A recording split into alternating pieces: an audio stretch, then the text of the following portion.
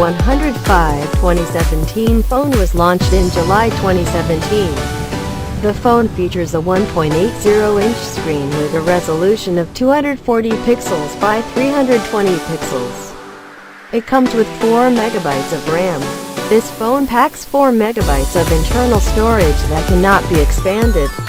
As far as the camera is concerned, the Nokia 105 2017 packs no main camera on the back. The Nokia 105 2017 runs Series 30 and is powered by a removable 800 mAh battery. It measures 112.00 by 49.50 by 14.40 height x, width x, thickness, and weighs 73.00 grams. The Nokia 105 2017 is a dual SIM, GSM plus Cdma and GSM plus Cdma. Connectivity options include FM. About Nokia. Nokia used to be one of the largest mobile phone manufacturers in the world, but left behind with the advent of iPhone and Android smartphones.